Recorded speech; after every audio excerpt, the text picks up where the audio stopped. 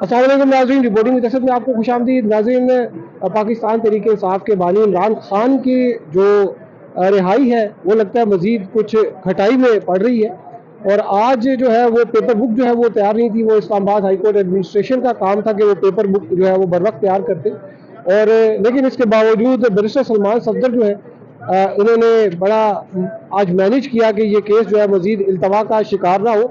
अगरचे जो FI है उसने एक मशहूर वकील रिटायर्ड जस्टिस आमिद शाह जो है उनको इंगेज किया और उन्होंने वक्त मांगा कि मुझे जो है तैयारी के लिए वक्त दिया जाए। और अमूमन जो है वो अदालतें ऐसे मौके पर एडजर्न कर देती हैं हेयरिंग, लेकिन सलमान सफदर साहब का पता नहीं क्या कमाल था कि उन्होंने हेयरिंग जो है वो एडजर्न नहीं होने दी।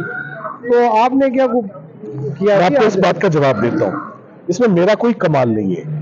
एक जब केस इतना मुतनाज़े हो जाए, इतना कंट्रोवर्शियल हो जाए, इतना लाइमलाइट में आ जाए, इतना फ्लैश हो जाए, आपके मीडिया में ही हुआ है, और उसमें आप तो डायरेक्टली बैठे हुए थे उन केसेस में, आपने तो बैठ के खुद ऑब्जर्व किया। सो एक केस अगर जुडिशरी के लिए बाइसे डिसरिप्यूट बन रहा है, मैं उसको कहूंगा it has that the way and the manner in which this case has been concluded, objectionable, condemnable, जितने नेगेटिव वर्ड्स हैं ना अंग्रेजी में वो सारे इस्तेमाल होते हैं कि केस कैसे कंक्लूड हुआ, रात की तारीकी में हुआ, वकला को बाहर निकाल के हुआ, CRPC की वायलेशन में हुआ, आइन की खिलाफ वर्जी में हुआ। सो हर चीज की खिलाफ वर्जी में एक केस जब कंक्लूड होगा और इम्पोर्टेंट केस होगा और उसमें मुल्जिम वजीर आजम होगा और फॉरेन मिनिस्टर होगा, तो ऐसे केस से जा घसाई होती है।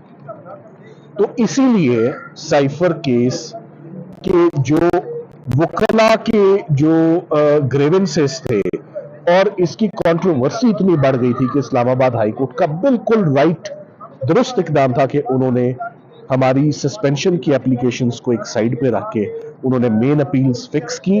और आज आप दोबारा देख लें, ये 3 घंटे का काम था पेपर बुक्स तैयार होना, इससे बड़ा काम नहीं था। तो ना ये थर्सडे को आखिरी दफा हेयरिंग हुई, ना ये फ्राइडे को पेपर बुक्स बन सकी, ना सैटरडे को बन सकी, चलिए संडे छुट्टी का दिन है, ना मंडे को बन सकी, आज ट्यूसडे। सो आज चौथा दिन था कि 3 से 4 घंटे का काम है, हमें सारी जिंदगी हो गई काम करते हुए। 4 घंटे का काम था बुक्स बनना, जजेस को असिस्टेंस देना। तो आज क्या था कि जजों के पास कागज ही नहीं थे। तो आज जजेस ने यही पूछा कि जो कागज आपने जमा करवाए हैं उसकी मदद से हम आगे बढ़ सकते हैं। सो आज जिसे आप पंजाबी में कहते हैं ना, केस जरा थोड़ा जहा हिलिया जे, थोड़ा जहा रेड़िया जे। सो केस मूव किया है आज से।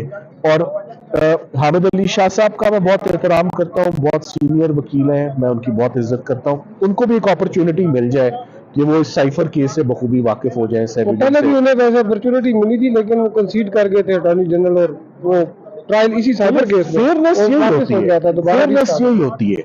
प्रोसिक्यूटर की फेयरनेस पता ये नहीं होती कि सजा होनी चाहिए। मियां गुल हसन साहब ने एक सवाल पूछा कि आप इन अपीलों को अपोज करेंगे। एक प्रोसिक्यूटर ये भी कह सकता है कि मैं इन अपील्स को अपोज नहीं करता। एक प्रोसिक्यूटर का काम है कोर्ट की मदद करना in arriving at the truth, whatever the truth is, conviction है या एक्विटल है, ये प्रोसिक्यूटर की ड्यूटी होती है। प्रोसिक्यूटर की ड्यूटी सजा लेना नहीं होती है, ये प्रोसिक्यूशन के एक्ट में भी लिखा हुआ है। सो हमारे पास आज जैसे कि आपने देखा कि हमने FIR पढ़ी, प्रिलिमिनरी इंफॉर्मेशन दी, आजम खान साहब का केस काफी हद तक आज डिस्कस हुआ, रिमांड की प्रोसीडिंग्स डिस्कस हुई। आजम खान साहब का उन्होंने कहा कि आपने उस पे जिरा का जब हुआ तो फिर उस पे वैसे उन पे जिरा जो है वो पता चला कि वो हजरत यूनुस साहब ने उन्होंने की। जी, वो उन्होंने की, वो हमने नहीं की। जिस दिन उन पर जिरा होनी थी उस दिन हम 9 बजे कोर्ट के बाहर पहुंच चुके थे। जब हम 10:15 बजे कोर्ट के अंदर दाखिल हुए तो आजम खान साहब जो सबसे अहम गवाह है, जो मटीरियल विटनेस है, जो की विटनेस है, जो कि पहले मुल्जिम थे बाद में गवाह बन गए, सुल्तानी गवाह भी बने, वो भी एक नॉवल प्रोसीजर उन्होंने अडॉप्ट किया। वो जिस वक्त बाहर आ रहे थे उस वक्त हमें अंदर जाने दिया। तो जब वो जा रहे थे तो हमने जाते साथ ही जज साहब से सबसे पहले माजरत की बड़े अदब से कि आप आज के बाद इस केस को ना सुने। उन्होंने एक बहुत अच्छा फैसला किया। उन्होंने कहा आप मुझे बात कर रहे हैं कि मैं इस मुकदमे से बाहर निकलूं, मैं आपको नहीं सुनूंगा, मैं आपको बाहर निकालता हूं। तो जज साहब ने बड़ा अच्छा काम किया, उन्होंने हमें मुकदमे से बाहर निकाल के 48 घंटे के अंदर 22 गवाह कंक्लूड किए।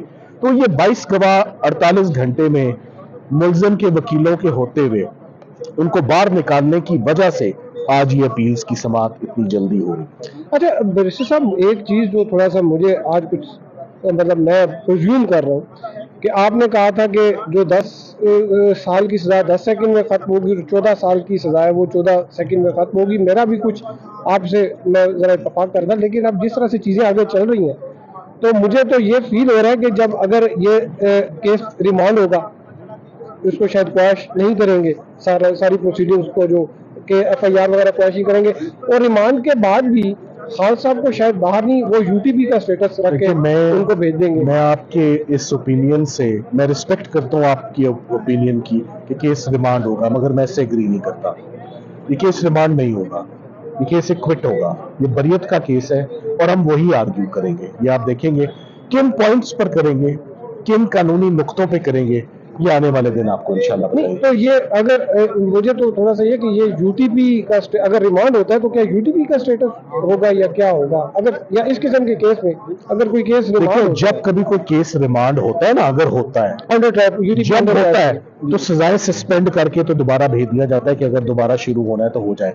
देखिए, इस बात को हम ये नहीं भूलते कि एक मुकदमे को आपने कितनी दफा एक जज साहब को मौका देना है कि अब दुरुस्त प्रोसीजर अडॉप्ट कर लो। 1 दफा, 2 दफा, 3 दफा, ये चौथी दफा केस जाएगा वापस नीचे नहीं जाएगा। 4 दफा बहुत अपॉर्चुनिटीज होती है किसी जज को देना कि वो एक मुकदमे में करेक्ट प्रोसीजर अडॉप्ट करे, बट वो repeatedly if he is unable to, इसका मतलब ये कि सरकार के पास एविडेंस ही नहीं है।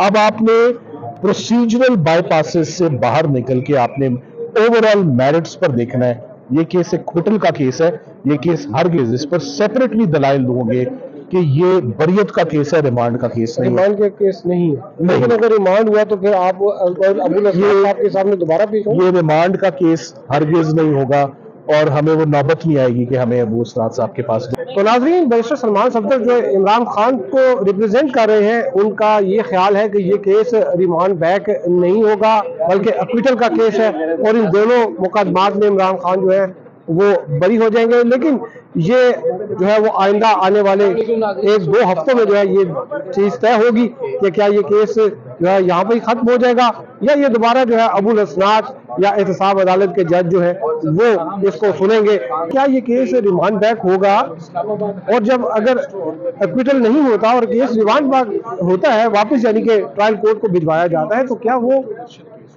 इमरान खान का स्टेटस क्या होगा? क्या वो रिहा किए जाएंगे या उनको जो है वो जेल में ही रहेंगे और दोबारा जेल ट्रायल होगा? ये आने वाला वक्त बताएगा। आपको हम अपडेट करते रहेंगे। अब तक के लिए इतना ही। हमारे साथ रहने का शुक्रिया। अल्लाह हाफिज।